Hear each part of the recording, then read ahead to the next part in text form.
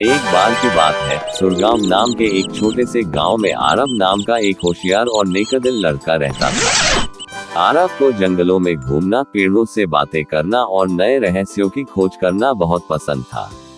उसके दादाजी अक्सर उसे बताते थे कि पास के पुराने जंगल में कहीं जादुई शक्तियों वाला एक छिपा हुआ द्वार है, जो सिर्फ सच्चे दिल वाले लोगों के सामने ही खुलता है। एक दिन आरब लकड़ियां इकट्ठा करने जंगल गया।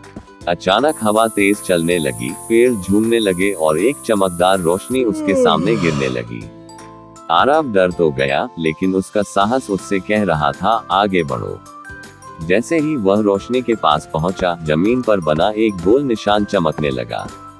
अचानक धरती हिली और उसके सामने सुनहरे पत्तों से बना एक जादुई दरवाजा प्रकट हो गया।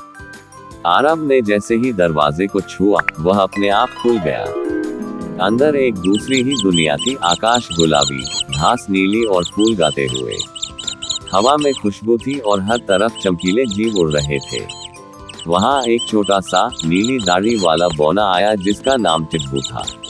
स्वागत है जादुई संसार में, आरब, टिब्बू ने मुस्कुराते हुए कहा। आरब हैरान हो गया, तुम मेरा नाम कैसे जानते हो? टिब्बू बोला, क्योंकि इस दुनिया को बचाने के लिए हम सिर्फ एक सच्चे दिल वाले इंसान का इंतजार कर रहे थे। टिब्बू ने बताया कि उनकी दुनिया पर एक काली परछाई का असर हो गया है, जिसके कारण फूलों की आवाज धीमी पड़ रही है और जादू कमजोर हो रहा है। टिब्बू ने आरब को एक चमकता हुआ नीला क्रिस्टल पत्थर दिया और कहा कि उसे जंगल के बीचों बीच खड़े जीवन वृक्ष तक पहुंचाना है। आरब बहादुरी से यात्रा पर निकला। रास्ते में उसे बोलने वाला हिरण मिला, जिसने उसे रास्ता बताया। फिर एक गुस्सैल नदी मिली, जो सिर्फ पहेली हल करने पर रास्ता देती थी। आरब ने पहेली हल की और नदी शांत हो गई। आगे एक अंधेरा गुफा आया, जहां काली परछाई का राक्षस था।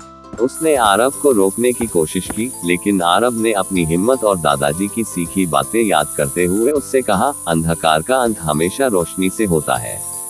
जैसे ही आरब ने क्रिस्टल को ऊंचा उठाया, उससे तेज नीली रोशनी निकली और पूरी गुफा चमकने लगी। काली परछाई चिल्लाती हुई गायब हो गई। अब आरब तेजी से जीवन वृक्ष के पास